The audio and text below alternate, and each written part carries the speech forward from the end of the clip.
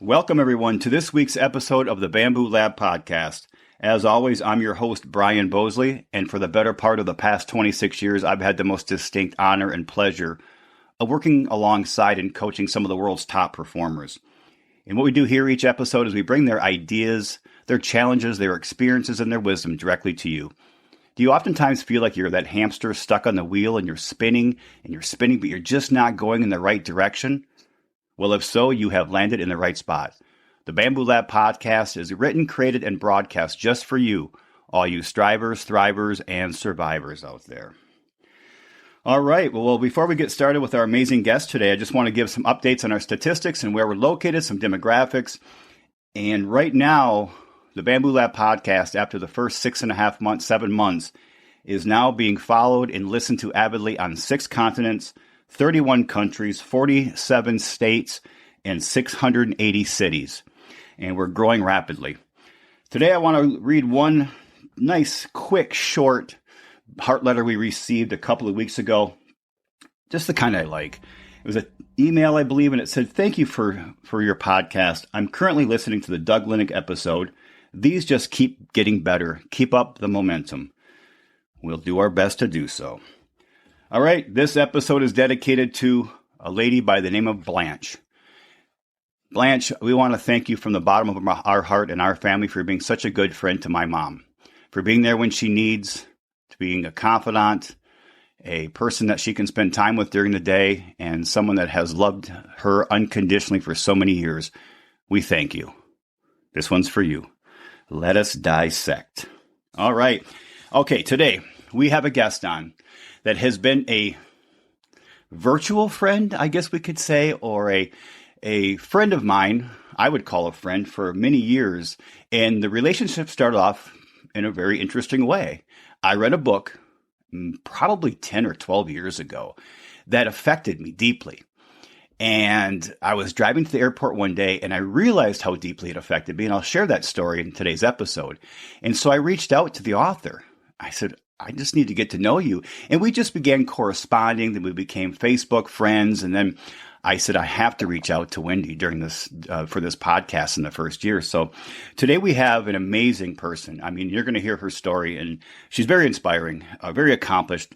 Gwendolyn, but she goes by Wendy, Wendy Bounds.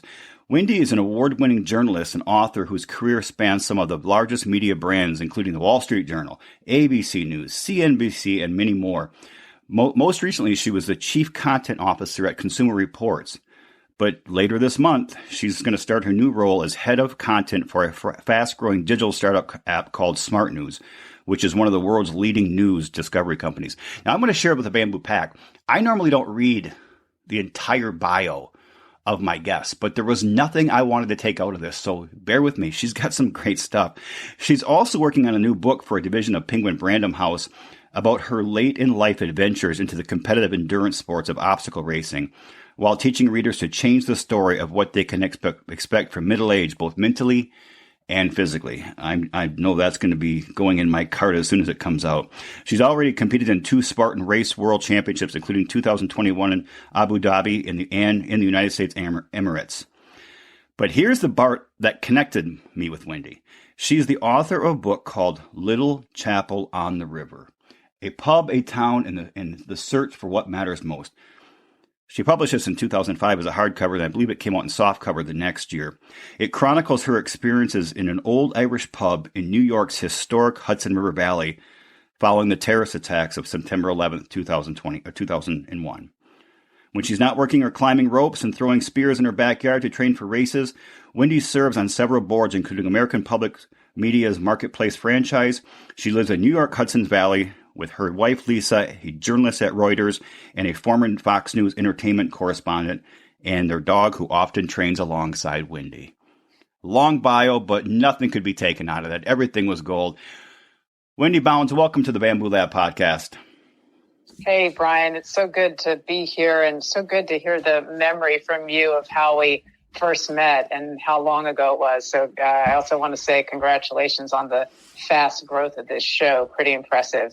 So thrilled we're actually connecting live here. Oh, thank you. That means a lot coming from you.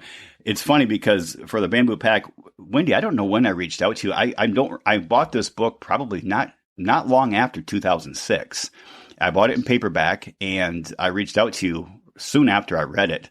And so we've been corresponding via email and, of course, social media for over a decade now, well over a decade. And this is the first time we've actually talked person to person, voice to voice anyway. Yeah, it's one of the pros of the digital age, right, is the ability to meet people you probably never would have come into contact with otherwise, and to stay in touch, and then the kind of connections you can make down the road. So I give you huge props for reaching out in the first place, and thank you for reading the book to begin with. Well, you're more than welcome. I actually recommended it to Kelly last year, I think 2021, and she read it and loved it as well. In fact, I have her copy sitting on my podcasting desk right now, and when I got it from her, I said, I want to grab your copy because mine's in storage, and most of my books are in storage right now because I moved last year, and this book is just beaten up. And I said, well, I can tell you read it. So yeah, she really loved it as well. I've recommended it to a lot of people, so I'm going to do so, and I'm going to include a link to it here on the text version of the podcast. So Wendy, I know obviously a little about you just from the book and how you got to the New York's Hudson Valley, River Valley. But can you please share with the Bamboo Lab, the listeners, a little bit about yourself, your childhood and family, et cetera, whatever you want to share? Yeah, sure. Well, my parents, if you were to ask them, they would say I was born with ink in my veins. I come from the South, North Carolina. I'm the child of a veterinarian. That's my dad, and a Spanish teacher, my mom. They are a very unusual story in today's world, in that they both met when they were 16 years old and are still together and still very much in love. And my mom asked my dad to a dance because she happened to work in the principal's office at the time. And so she snuck into the files and looked for a guy who actually owned a car registered to him so he could actually drive her to the dance. And so happened that his mom was a dance instructor. So she figured, that was two pluses.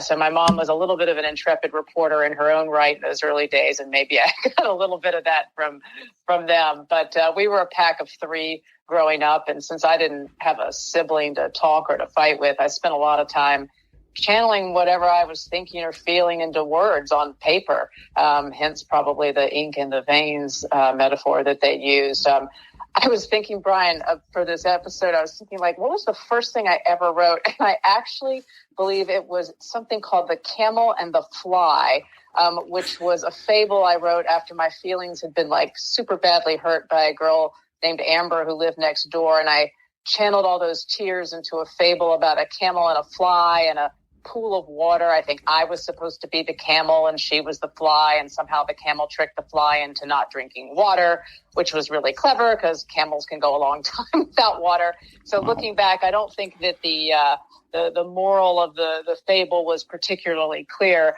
but my parents were happy with the effort. And so my mom typed that story up for me on her electric typewriter. She drew some pictures of a camel and a fly around it. And it was the first time I realized that written words could capture something you felt inside and explain that sensation to other people and elicit a positive reaction. And so I kept writing. And as I'm interviewing neuroscientists for the new book I'm working on, they really talk a lot about first-time experiences and what makes an experience stick and encode in our long-term memory. And it has to be novel, and there has to be emotional resonance for that. And so certainly this is one, because here I am telling you this all this many years later. But I had two great uncles who were newspapermen. One was the longtime editor of the Charlotte Observer in North Carolina through a very heated time in the South during the civil rights movement. And in his New York Times obituary, he's credited for helping promote a peaceful transition during that time. And his brother, Johnny, worked for the Associated Press in Cuba. And I would hear stories of them growing up, and they loomed as legends for me. So as soon as I could, I started work on my high school newspaper, became an editor there. I went to college at UNC Chapel Hill, where I joined the newspaper there and wrote an impassioned letter to the dean of the journalism school to let me take classes as a freshman, which had never been done. For some reason, they said yes, and they kept that letter in my file all the way through my graduation. And I freelanced for every local paper I could. I mean, I was all in on this. I think my biggest sort of first break was when I went to Chicago during spring break, my freshman year, and I was determined to get an internship at one of the two biggest newspapers then, the Tribune or the Sun-Times. But I was a nobody, right? I knew nobody. I had no in. I literally walked in off the street, this like scrubby little freshman. And the first place I went was the Tribune. And I just asked the receptionist to take me to the head of hiring as if this would happen. And she said, absolutely not. But, she promised to pass my resume along. And I handed it to her. And as I turned around leaving the door, I watched her promptly dump it in the trash can. So I got a little smarter at the Sun-Times, and I stood in the hallway for an hour waiting for the receptionist to go to the bathroom. And then I snuck into the newsroom, asked some editor where this man, Tom Sheridan, he was the hiring guy, where his office was, walked to his office unannounced. And I said, I know I've got 30 seconds before you call security, but here's why you should hire me. I left my materials. I ran out. And 2 months later, I was at home and about to start a job working at a local coffee store called Kinko's. And I got a call from Tom, and he said, if you can be here in a week, the job is yours, because I've never seen anybody do anything like that. So a lot of my career has evolved that way, just taking a risk and talking my way into something. And the last thing I'll say is that on the completely opposite side, this will probably come back if we talk about obstacle racing later, but I was a terrible athlete, like skinny kid, last pick for teams, hiding behind her best friend during dodgeball, always on the bench. So what's happening with me now in sports is almost unfathomable, but that gives you a nutshell, I hope. Wow. So is there still a written copy of The Camel and the Fly somewhere floating around? Yeah, I think there is. I actually think my mom, as she's sort of like cleaning up things and packing up their things just, to organize, she found a it's like, I don't know if it's called mimeographed or whatever it was you could type, and then there was like copies underneath it. Mm-hmm. They still have a copy of it. Her drawings are actually probably better than my writing, so they should be saved for that. Maybe we need a children's book published in the future. We might. We'll do it together. Exactly. There you go. That's wonderful. So the Sun-Times is when you snuck into the newsroom and had 30 seconds to give your spiel and then got the job. Is it the Sun-Times? Yes, it was the Sun-Times. So and cool. Yeah. I mean, how many of us out there, and I'm thinking for myself or the Bamboo Pack listeners, have the gumption and that grit and that self-belief that you would actually sit there for an hour, wait for the receptionist to go to the bathroom, and then sneak into the newsroom and give your spiel. And I mean, how many opportunities do we lose every day or the course of the week or our lives because we just don't take that risk? We're so afraid of rejection or fear of failure or fear of losing something we currently have that we miss out on these grand opportunities. And quite frankly, if you wouldn't have done that, Wendy, I wonder if you ever would have written Little Chapel on the River. Would you ever have met Lisa? Would you ever have that was a huge change in the course of your life that has impacted so many other people in a positive way throughout the years. And I think that's a great lesson for all of us is take those damn chances. I mean, we got one shot around this life, man. It's true, Brian. I mean, I think we have a bias sometimes towards no, right? Like This isn't going to happen. This isn't going to work out, right? And if you kind of shift that bias toward yes, like, yes, I can get into this newsroom. Yes, I can find this guy. Yes, I can give him my pitch. What's the worst thing they're going to happen? Right? Really, they're going to escort me out, I suppose. But I found that's been true throughout most of my career. Even in my junior year in college, I don't know if you and your listeners remember, but there was a very big trial going on with William Kennedy Smith of the Kennedy clan, a sexual assault case going on, and William Kennedy Smith had gone to Duke, and they needed somebody to go do some research on him in Duke. And one of my professors came to me and said, "Do you want to do it? You'll have to miss your exams. I can't tell you like what will happen and whether people will let you retake them or not. But if you do this, right, you can have you can share information and be a part of a Miami Herald story, right? Because that was the newspaper that was looking to do the story on him. And I decided to skip the exam and went and did all this reporting and got my first sort of tagline as a reporter in the Miami Herald by doing that. And I still have, I'm looking over my shoulder, even though nobody can see me doing it since the podcast, but I have framed on my wall the pay stub from that says $200 and William Kennedy /rape. And that was like literally the first real paycheck I got in that sense of having a byline. So another opportunity where you took a risk. You could have skipped out on your exams and I said yes. You said yes. I love that. I'm always looking for titles for episodes while I'm interviewing my guests, and I've already gotten 2 potentials now. So good. Well, growing up, the next question that I ask every one of my guests, Wendy, is: as you grew up in this world, your dad was a veterinarian. Your mother was a teacher. Is that what you said? Yes, she was a Spanish teacher. And you had 2 uncles who obviously were in the news industry, the paper industry, and reporting and things of that nature. So Associated Press for one of them. Who was your greatest inspiration growing up, and why?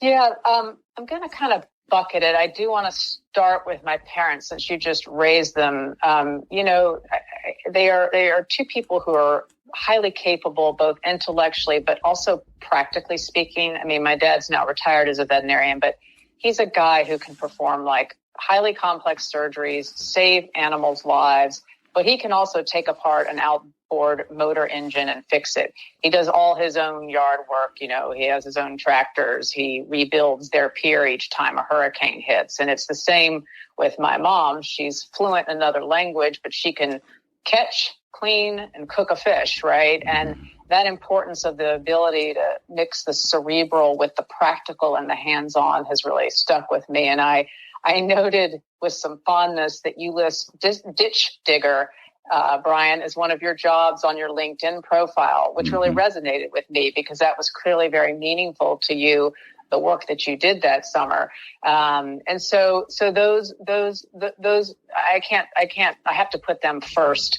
If I want to talk about professionally, the newscaster Barbara Walters was really somebody I watched very closely. I was fascinated and just mesmerized that a woman at that time could get such big, important stories, and how brave it seemed. In the 1970s, she interviewed Fidel Castro in what was a pretty controversial exchange at the time. And that interview stuck with me. And when I went to college at Chapel Hill, I finagled my way into Cuba to study for a few weeks. This was in the 90s. And it was a bit of a risky trip at the time. It was much harder to get into and out of Cuba. I still can't actually believe my parents let me go, but I think I was somehow channeling Barbara Walters and probably my Uncle Johnny, who had worked there even then. And the last thing I'll say is I heard one of your guests recently mention inspirations from some books she had read. And there was, I don't know if any of your listeners will or remember this, but there was a fictional book character named Trixie Belden, who was involved in all these mystery books, who I kind of worshiped growing up. She happened to live in the Hudson Valley, not too far from where I do now, ironically, and she solved all these mysteries with her best friends, and they eluded the authorities. And I devoured every single book and really identified with Trixie, who, like me, struggled with math. So I think, again, I was drawn to the idea of a strong woman kind of figuring things out and trying to put them right. So I probably list those 3 buckets as, for me, for professional and personal. I love when people refer to fictional characters as an inspiration because so many of my inspirations in life came from a book, a novel.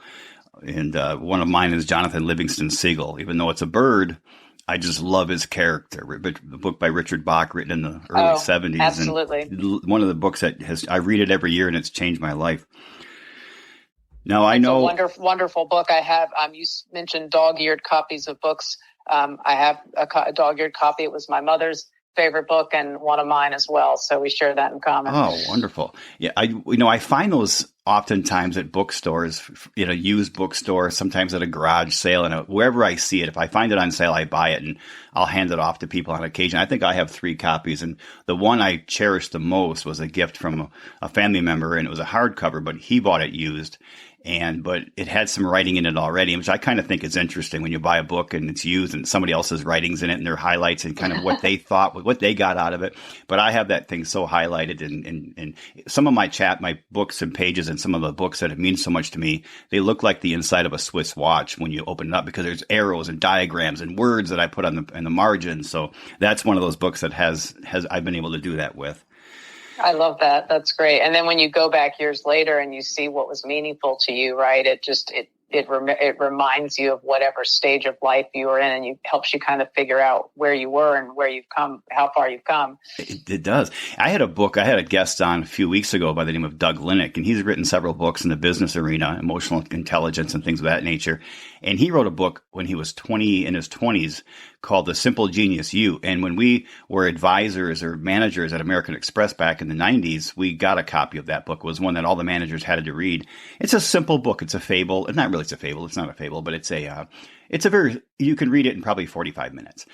And I read it every year. And I was working with a financial advisor out of the Pacific Northwest. Anyway, sometimes those states skew me a little bit, and we were trying to figure out something for him. We were developing an idea for him. And I was reading that book at the same time. And in that book from my mid-20s, I had a note on the top. And I took that and I applied it to him. And I said, here's your idea. Here's how you apply it. So that 30 years later, 25, 30 years later, that old Brian at 20-some years old had an idea, put it in the book, and was able to apply it to a financial advisor, a very successful financial advisor in his practice today. So some of those old foundational wisdoms just never go away. Yeah, that's a fantastic lesson. It's really true. Wendy, you've changed your life dramatically since September 11th, 2001. When I read the book, I learned that. But then you've changed your life again over the past few years in obstacle racing.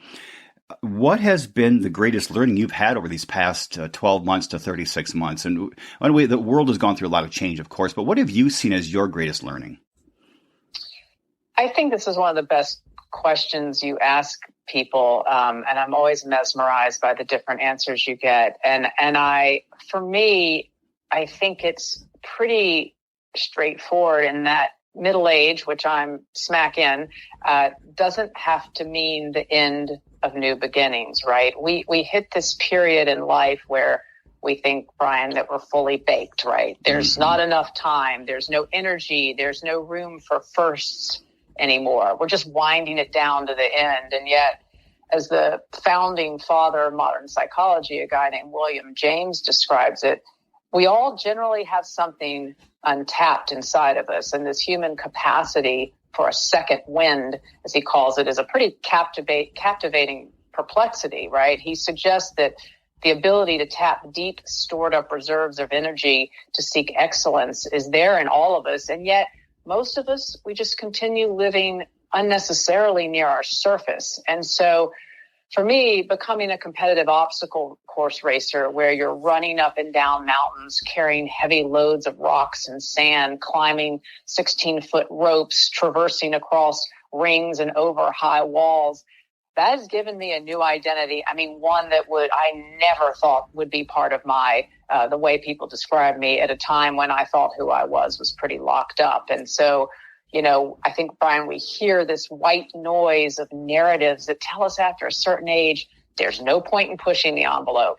Time is running out. We should stay in the okay job just because it's safe. We should not try something new because there's just not enough time left for mastery or greatness. But science, the more scientists I talk to, the data is increasingly showing that our brains are wired to continue learning well into middle age. Now, maybe not as fast as when we are younger, but we have other strengths like our crystallized intelligence and our wisdom that can help give us an edge. And so, most critically, the book I'm writing right now is about how age isn't necessarily the enemy, but rather a secret weapon to get us there. And this has had a profound impact obstacle racing has on how I lead at work, how I perceive obstacles there, the patience I have and the rest of my life, because nothing in training has come easy for me. It's been years of learning and unlearning to get to the point where I'm a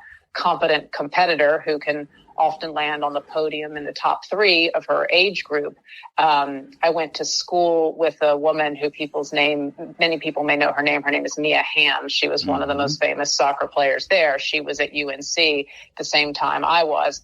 And I remember just watching her at parties and the physical strength she admitted, and just, sort of idolizing her from afar, because, I grew up in the age of Title IX and saw what women could do, but never thought I could get there. So the fact that I've even come this far in this step at this stage in my life, I think that's probably been one of the most profound learnings I've had. And I think it's true for most everybody out there that they can do this. There's something untapped for them. I love what you just said. Age isn't an enemy, but a secret weapon. Yeah. I mean, I'm 55, and I do exercise. I've done a lot of hiking, and I've done a little bit of running the past 10 years.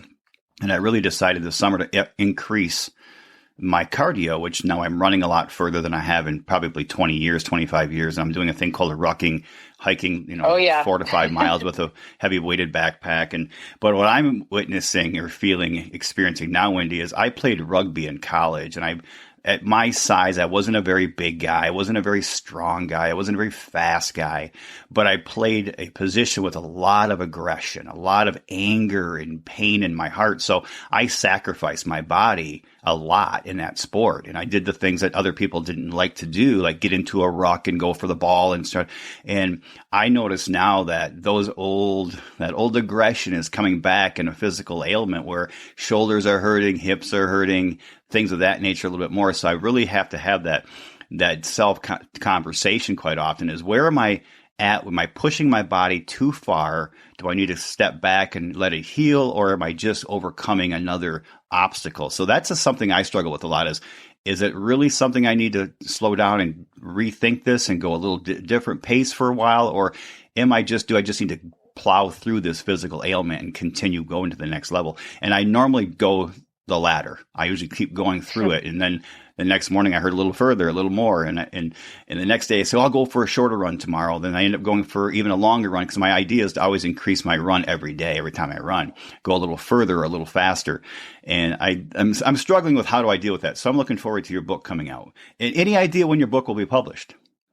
It's due next year, so it'll probably be out in 2024. So about a year and a half from now. But I'll give details on how people can reach me at the end of the show if they want to be on the list, and I'll let folks know. And maybe you and I can talk again once the book is out. Yes, of course. And then I will certainly include any links necessary, because I want to make certain that people get an opportunity to read the written word, the current, your book right now, which I want to discuss for just a moment before we go on to the next question. Because for the Bamboo Pack, like, as I mentioned at the beginning of today's podcast, I picked up this book 10 to 15 years ago.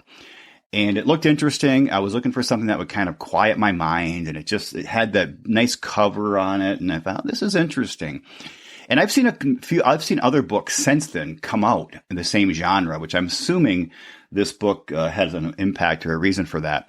And I picked it up, and it's about, and I'll let Wendy explain it. But what I got out of the book, Wendy, in fact, before we do that, can you explain Little Chapel on the River? Can you please share that? Then I can share with the Bamboo Pack what I got out of it. That might be a better way to do this.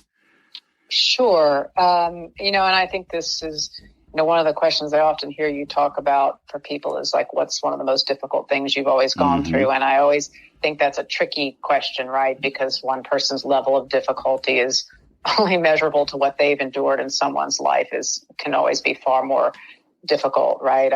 I'm rereading Elie Wiesel's book Night about his survival in the Holocaust concentration camps, right? It sort of alters the meaning of difficulty. It sure does. To your question about Little Chapel on the River, there are a couple of pivotal moments in my life, but the one that led to that book was that I lived next to the World Trade Center towers in downtown Manhattan on the day of September 11th, 2001, when the terrorist attacks occurred.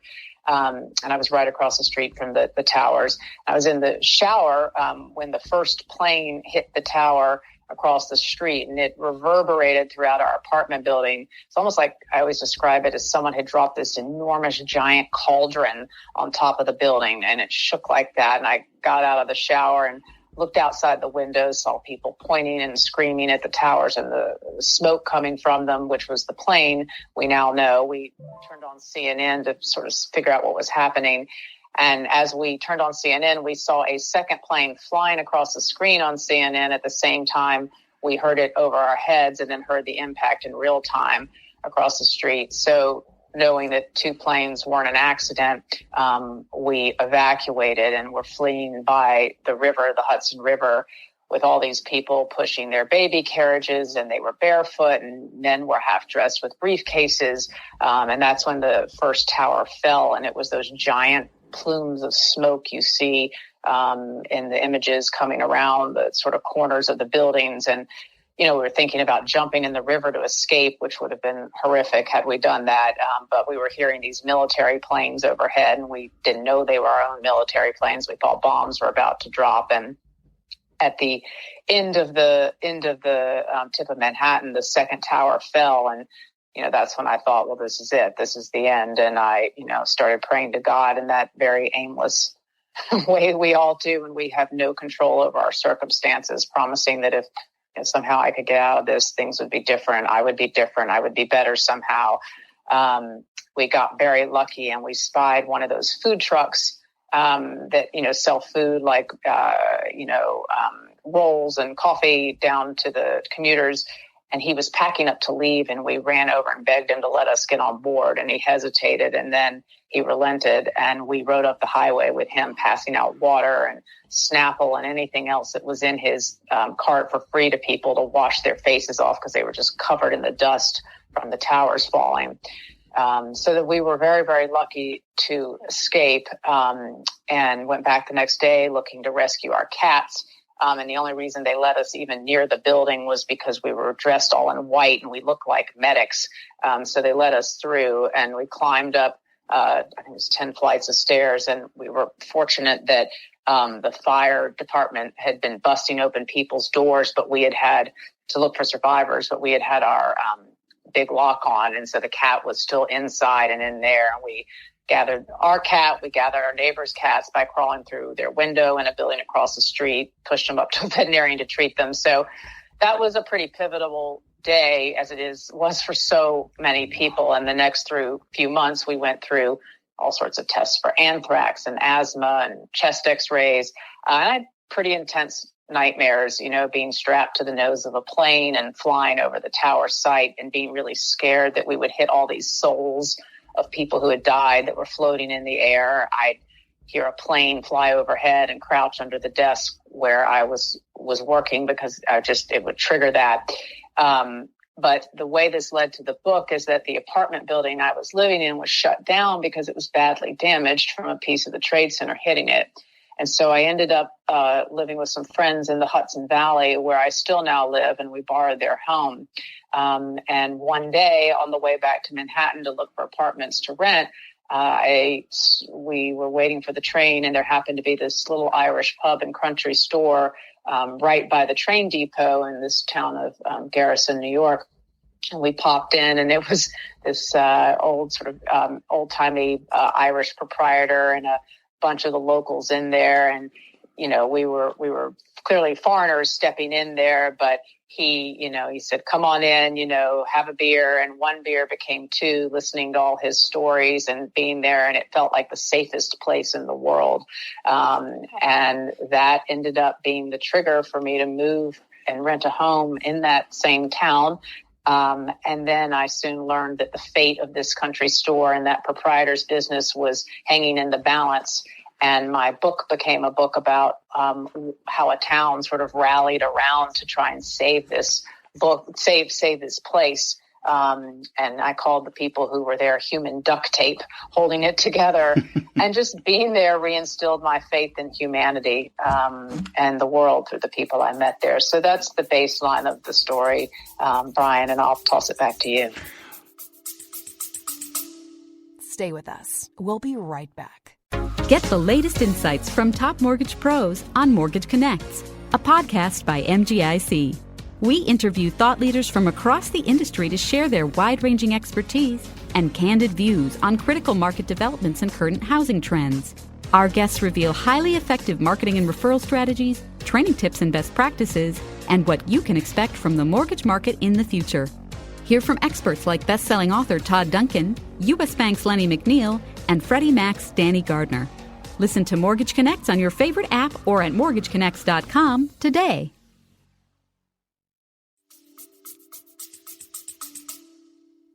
Wow. Well, that's it's just coincidental that obviously yesterday we witnessed the 21st anniversary of that fateful day in New York. And here we are talking to you, someone who was a direct survivor of that, closer than anyone I've ever spoken with in my life, quite frankly, Wendy. So we're very glad that you guys got out of there and that you rescued your cat even. That's a pretty great sign of heroism right there. We got very lucky in many ways. Yes. Thank you. Ways. Can I ask you, do you still suffer any form of PTSD, or is that evaporated, kind of dissipated over the years? It's interesting you asked that because a plane flew low over our house, I guess it was 2 or 3 days ago. And it's, I still feel it in my gut. Like, I just think, is that plane headed for the Indian Point nuclear facility, which is in the process of being shut down? Like, anytime I hear a low flying plane, I think about it. I flew to Hawaii recently for this new job I'm about to take. And if anyone acts sort of strangely or sort of seems like they're making a weird move up toward the cockpit, right? Like, I'm noting it in a way that I don't think I ever would have. I don't think any of that's ever going to go away. I mean, those memories are pretty firmly encoded. And so those are there. And while I don't have the sort of same like duck under the desk instinct, I certainly note it. And I don't suppose that's ever going to change. No, I can imagine that. Well, we're glad you're here with us today. Yeah, I mean, I'm one of the lucky ones. I mean, you know, every anniversary, I mean, you know, and I think about people who and how many people they lost, and you go back downtown and you see that it's you know, it's profound, and you know, there's loss all over the world, and I know that. But it was a very raw day for this country, and I don't, you know, we've never been the same since. There have been some good things, right, in the way people come together. I never saw New York City come together the way it did after September 11th, and that I will tell you that sense of it doesn't matter who you are, what your politics are. It didn't matter. Everybody was there for everybody. I wish we could regain some of that in our society and just sort of reach across whatever's dividing us, and offer each other our hands again. I don't mean to sound too touchy-feely about it, but I think we've lost something, and I'd love to see a way to regain that. I couldn't agree more. I remember flying out. I was flying a lot at that time in my life and my career.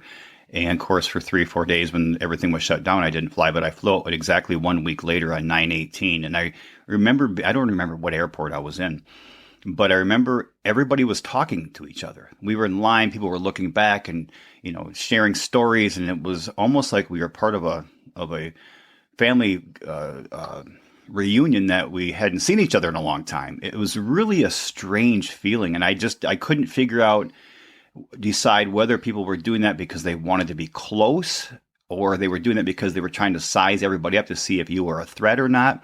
But I remember there was a camaraderie in the airports for a while after that. And I remember on the 18th of September in 2001 noticing it for the first time. And now we flew to Hawaii this year as well, and flew to Salt Lake City. And you don't have that anymore. It's right back to what it was pre 9/11. Yeah, but, except now people yell at each other about masks, right? Right, exactly. That's true. So, a question for you now: how do you pronounce the name of the pub? Yeah, it's a great. It's called Guinan's. Like rhymes with diamonds. So Guinan's. Jim Guinan was the proprietor, and his family's last name was Guinan. Well, I remember the characters in the book, and you know, Colonel Tom and Fitz, and there was a dog in the book. I remember. Yes. And what I got out of it was, for me, I'm going to share the story. After I had read it, I was driving to the airport in Grand Rapids, Michigan, and I'd driven that route so many times. And I drove by a of all places, a pond or a swamp, wetlands anyway. And I looked at it, and it right away, I started thinking about what's happening in that little swamp. What life forms are there? What frogs and crickets and fish and birds live there? What's their culture like? What's the society like in that pond? And what it was this book, Little Chapel on the River, got me to realize that we have around us, we have our guinans all around us, whether it's a pub or whether it's a family or a church or a store, or we have all these little subcultures around us that have unique stories and unique individuals and unique experiences and wisdom that we just drive by blatantly, and we just don't even think about them. And to pull over, like was it you and Lisa? It was not Lisa at the time. It was my partner, who I'm no longer with, but her name was Catherine. But we were with a friend of ours named Jesse, who lived up here, and we just stopped in because Jesse knew the place. And so you stopped in, and just out of whim, had a little time, and then you got really sucked into this culture and these people and their stories. And for the Bamboo Pack, for those of you who haven't listened, I recommend get on Amazon, go to your bookstore, wherever you buy your books, and buy Little Chapel on the River by Gwendolyn Bounds. It changed my life. It gave me a whole new perspective. And what's really interesting, Wendy, as I began to prepare last week to speak with you, I pulled out Kelly's copy of the book, of course, and I was flipping through it. And there's a correlation or similarity between what I learned from your book and what I've learned from podcasting, because I've interviewed people on my show that were friends of mine in high school, or who are friends of mine, even now, that I didn't know these things about them. And somebody asked me 3 weeks ago, or 3 weeks ago, what have you learned most in the first 40 episodes? And I said, I realized that every single person around me has an incredible story. We have all these experiences and this wisdom and things we can share to the world that I never would have known. And I think we all have people like that. I mean, every person has a story. I think I could pull somebody off the street today and say, you want to sit down and tell me your story? I think there's going to be a lot they can share, and a lot of wisdom and lessons they can teach people. And we sometimes just go through life completely oblivious to that. And we don't realize all these amazing little subcultures and experiences that are around us. We see people, I think, so often in a two-dimensional way, or we see, this in a pub like this in a two-dimensional way. We drive by it, but when you get in it and see that third dimension of that depth to it, it can really be eye-opening. And I think that's amazing. That's what I got out of the book. And I read it twice. And both times, the first time was just wow. The second time I was looking for more details on things. But both times were both amazing. So Bamboo Pack, Little Chapel on the River by Gwendolyn Bounds. You can buy it anywhere you can buy a book, online for sure. I actually bought mine. I don't think I ordered it. I think I found it at Border or Schuler's Books or Barnes & Noble in Grand Rapids, Michigan when I read it. So great book. Great book. One of my top 10 of all time for sure. What I mean by that is one of the top 10 that has had the most impact on me and changed the way I view life. So stay with us. We'll be right back. My name is Mike Dixon, and I'm a professional sales and marketing recruiter. I love what I do, but my biggest frustration is seeing too many people not get the most out of their career. Podcast, Your Future in Sales and Marketing, will introduce you to my network, an amazing group of business leaders from the biggest MNCs through to super fast growth SMEs. They'll share their career journey and give you unique advice and insights on maximizing your sales and marketing career. So, join me, Mike Dixon of AXR Recruitment and Search, to help guide your future in sales and marketing. Available on Spotify, Apple, and Google Podcasts. I appreciate that. And I love what you're calling out about finding what's extraordinary and what we think is ordinary, right? And that's really what I think you're trying to do with your podcast. And it's what you're talking about when you say, let's find people and their stories. And your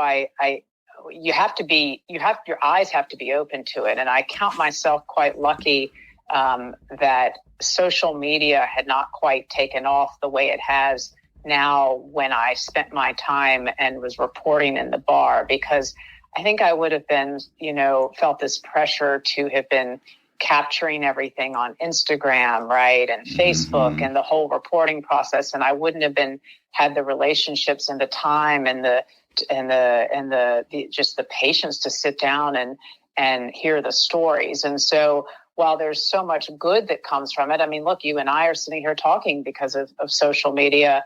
There also has to be this recognition that we can't let it come between us and the people in front of us, right? Like, how many times do you go to a restaurant and you see a couple at a table and each of them are on their cell phones, or people walking down the street and their heads are down on their phone? I even see people out gardening and they're on their phone, right? And I'm not criticizing it, and I'm certainly someone who's done it, but I try to be aware of it, and I'm more aware of it because I know Little Chapel on the River probably wouldn't exist in the form that it does had I had social media, those pressures back then. So I just want to make a note of that.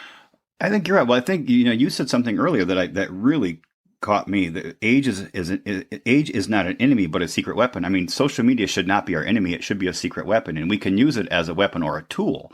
And I think so often we use it in a negative way. I know I do. I mean, I know sometimes I look on the end of the day. Of course, my phone sometimes I forget to close tabs on my computer or phone, and I'm still surprised by how much time I spend on social media when it shows the report at the end of the day. And I know sometimes I just didn't close the tab, so it's still running, but oftentimes when I do, it's still too often. So, and I use the excuse that, but I need it for my business. I need it for the podcast. I need it for, but it's used more often than for other things, just for, time wasting for me anyway. Yeah, I'm really working on that. I like your strategic weapon, right? Like, a weapon that's used strategically is used in the right way. A weapon that's just used as sort of blanket, right? I don't know if I think social media is a weapon, but I think it's a tool. And it's like, when do you use the tool? When do you not, right? And choosing those times is, and I think you're hitting on something there. Well, a hammer is a tool, but it can be used to pound nails and build homes, or it can be used to destroy lives. I mean, one of the two. I mean, you can hurt somebody with it, or smash your thumb with it, or you can build a home with it. So yeah, it's the same type of concept. Well, now that we got all these things going on, you obviously have survived a very catastrophic time in our country and in your personal life. You've changed your life. You've moved. You've got a new career starting here at the end of the month. You're married to Lisa. You have your dog. I mean, so many things changing in your life. You're now an obstacle course racer. What's a win for you in life at this point in your game, in your stage of life? Yeah, it's a great question, because that's so changed over the course of my life, right? If I had answered that at 25, it'd probably be a very different answer than I'm giving you now at 51. There's a book I just finished reading by an author named Oliver Berkman, I believe that's how you pronounce his last name. It's called 4,000 Weeks, Time Management for Mortals. People may have read it who listen to your show, but he gets the title 4,000 Weeks because it's the sort of rough back of napkin math on how long we have on this earth. Maybe you get more, maybe you get less, but regardless, it's a crystallizing number, because 4,000 weeks just isn't very much. And his point, and one that's been really resonating with me in recent years, is that the goal isn't to cram more into those weeks, but to curate and select what is truly meaningful, and to stop doing things that are not meaningful, things that just feel like obligations and should do's versus want to do's, right? And I'm not saying that there aren't things that we have to do in life which are, not fun or that are obligations, but I think everybody out there knows what I feel like, the things we say yes to, where we have a pit in our stomach because we know when the time comes around, we're not going to want to do it. So a win for me really now is putting my feet on the floor in the morning and remembering that I'm definitely past that halfway mark of those 4,000 weeks, and keeping that front and center as I make choices throughout my day, and to know how to say no politely but firmly, and to say yes with a heart that's generally full of certainty. It's a lot harder than it sounds, and I certainly don't succeed every day. But for me, that's the key to contentment, and I would consider that right now one of the biggest wins I can have. I love that. I always think of myself as, what side of the hourglass am I on?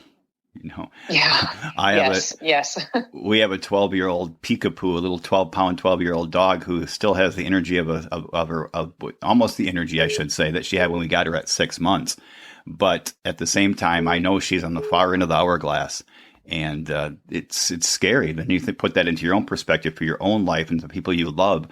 It does change perspective, and it does change, and it's good for you, and it's good for our Bamboo Pack to hear that. In whatever stage of your life that you're in, and many of my Bamboo Pack members they're in that middle age group. You know, they're out there striving, they're thriving, but yet they're still surviving something. They're still going through obstacles and trying to scale brick walls that are placed in front of their lives. And looking at the hourglass, looking at the 4,000 weeks, and saying, okay, maybe I need to change my perspective a little bit in my decision making based on where I am in this stage. I'm not 21 anymore. And I know a lot of people who are middle aged who still act 21. Sometimes good, sometimes not so good. Yeah, and for you, you mentioned you're exercising earlier, right?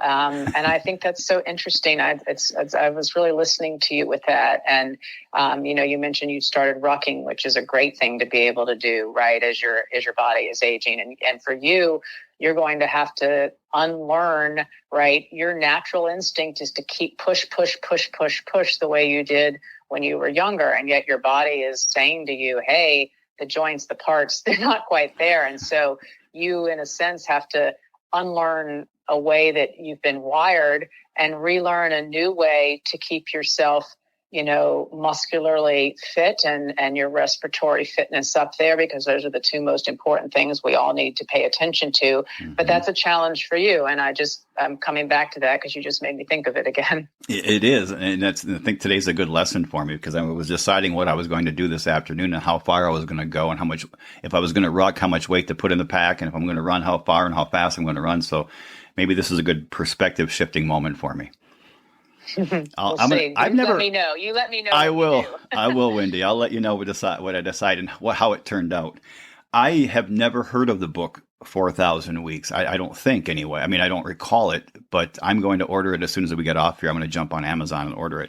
Where I'm living now, we only have one very small bookstore, so everything has been idled to Amazon shopping or some form of online book shopping from this point forward. Okay, so Wendy, this is probably a newer question I just recently started asking my guest a couple of weeks ago, but I had a lot of requests from listeners to ask for you to think about. Now, you had mentioned something about when you were 25, a few minutes ago. So I'm going to ask you, if you could go back and talk to yourself when you were 25, and you're giving yourself the recipes, I'm going to call them recipes for success. It can be recipes for the life that you want that 25-year-old young lady to live. What would you say to her? Stay with us. We'll be right back. If you're looking for a podcast to help you unlock your legacy with turnkey real estate, check out On the House with Spartan. This show is brought to you by a full-service real estate investment company, and we talk about all things real estate, from market patterns, industry insight, construction, property management, and other investment avenues. We're ad-free and, of course, on the house. You can listen to On the House with Spartan on Apple Podcasts or wherever you get your podcasts.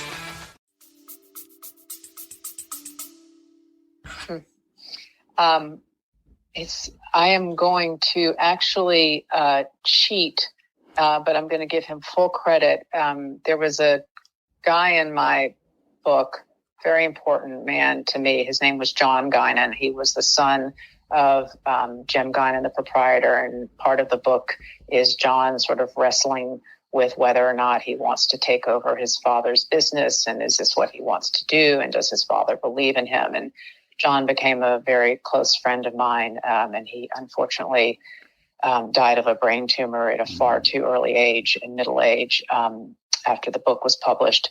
But John and I did a couple of rides together, and when I say rides, I mean long bicycle rides. It was very important to him. He rode the AIDS ride for charity, where you would ride from like Boston to New York, or Gettysburg to New York, and you ride about 100 miles a day.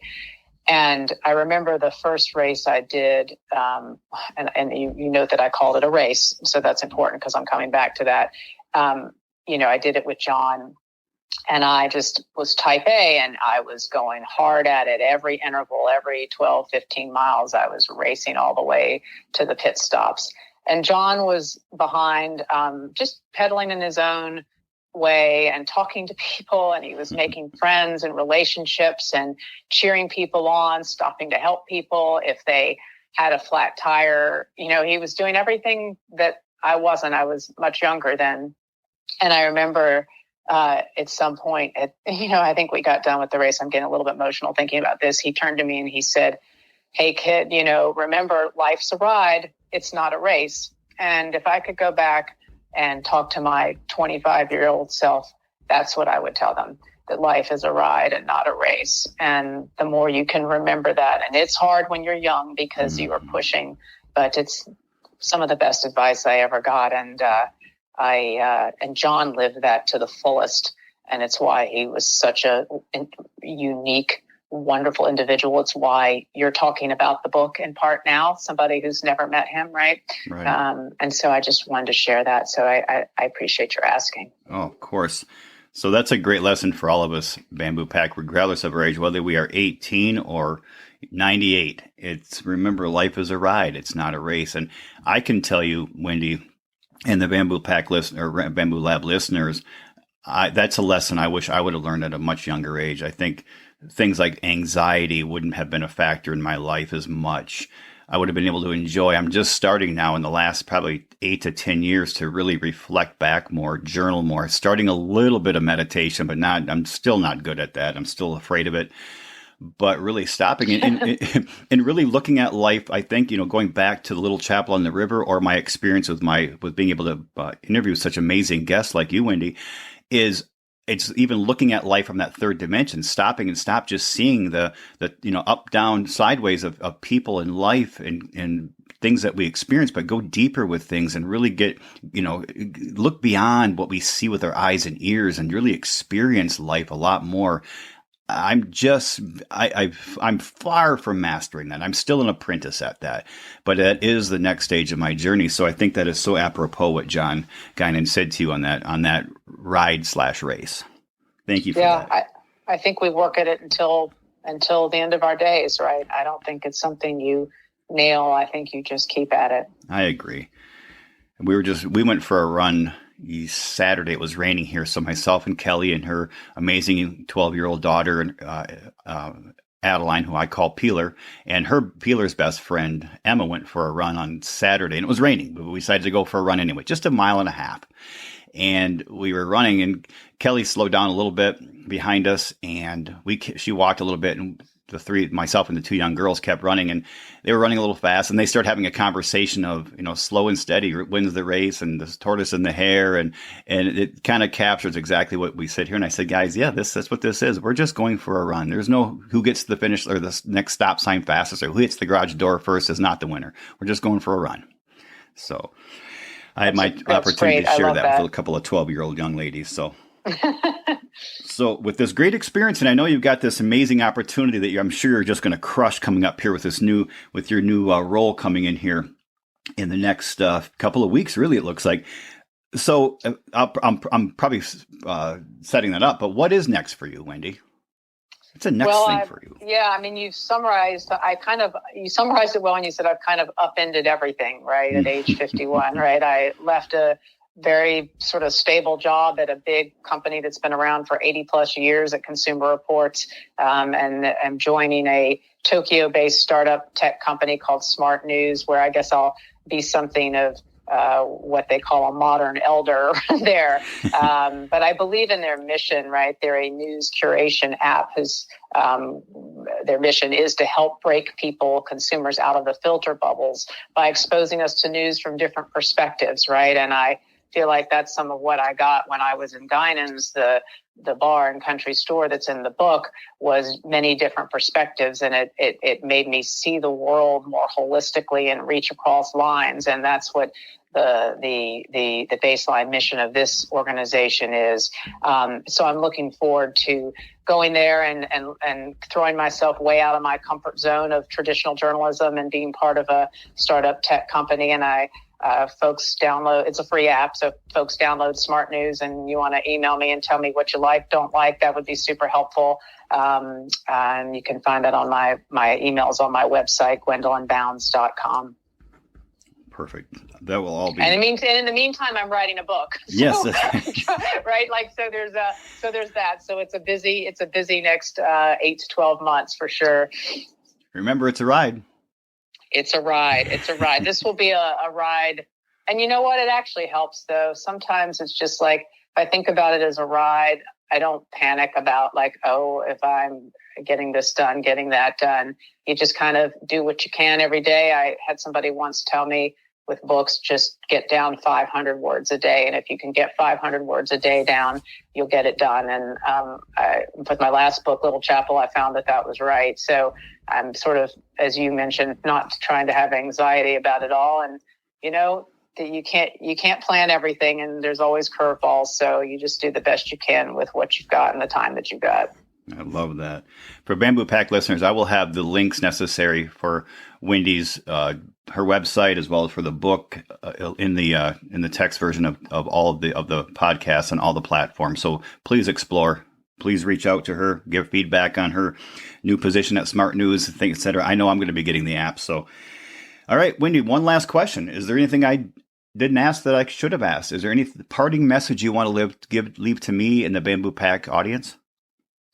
I think I would just tie together some of the very smart things you've noted throughout this. I was at a dinner party a couple of years ago, and this is really where my new book began.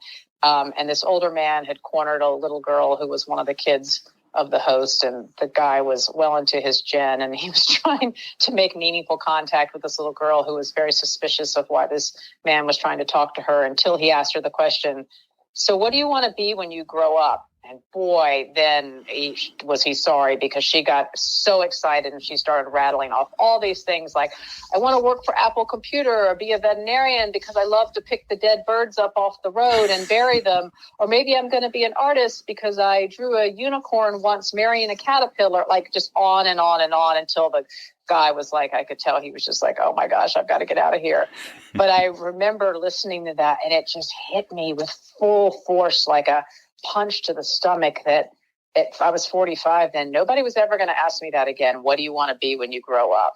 And that was the catalyst for me of thinking, you know what, we all have to find what's untapped inside of us, what we want to try to do and be, and haven't reached for it yet, no matter what the time pressures are, no matter whether we think we're too old. We may not have enough time to become an expert, but you can become very, very good, and upon occasion, even great at something new and hard, no matter what your age. And so I'm hoping my book will be a roadmap for that, but you don't have to wait for that. You can start now just by figuring out what path that might be, and take one single small step each day just to get on it. So I think that's the parting thought I would leave, Brian. Perfect.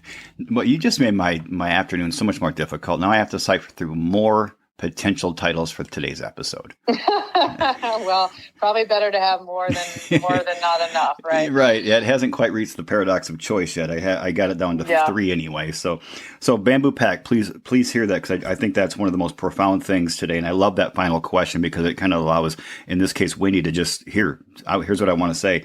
We all have to find what's untapped in each of us, and each day take one small step. You know, I've told Kelly many times, I love you 1% more today than I did yesterday, and I'll love you 1% more tomorrow. And at the end of the year, that's 30 times more love. You know, when you increase yourself, improve yourself 1% a day, by the end of the year, that's 30 times what you were at the beginning of the year, whatever that is, the amount of love you want to share, you know, the book you want to write, that side hustle, that whatever you want to do in life to improve and find that untapped nature, that untapped core of you, something I term your true peak identity.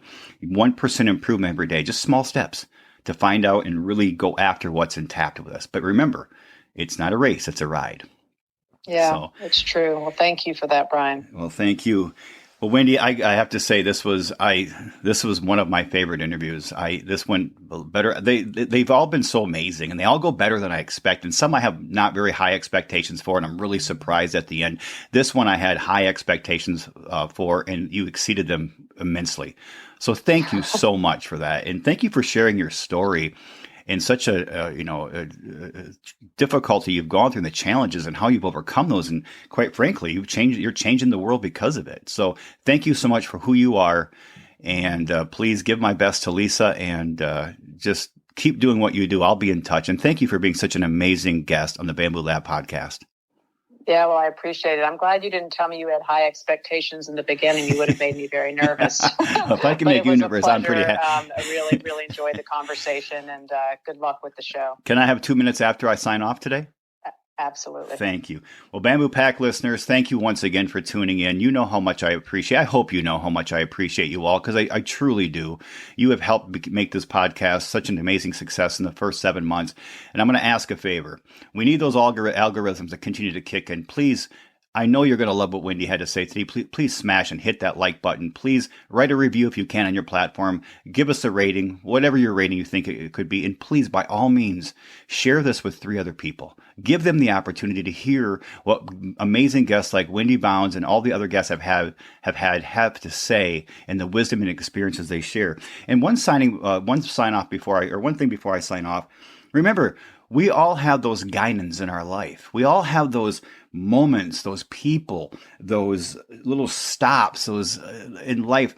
Remember to stop and look deeper into things. Look deeper into the people around you. Look deeper into the maybe stores or pubs or churches or schools or whatever you have, the neighborhoods around you. Look deeper. Don't just see life and people as two-dimensional, because we all have amazing things to share. We all have pain that we're going through. We all have wisdom that we can share and pass on to other people. So please stop and just say hello. In the meantime, please get out there and sculpt your life. Work every day a little bit harder to get closer and closer to that true peak identity. Until next time, please just know how much I appreciate all of you Bamboo Pack listeners. I think you are the best audience in the podcasting world. Bye-bye.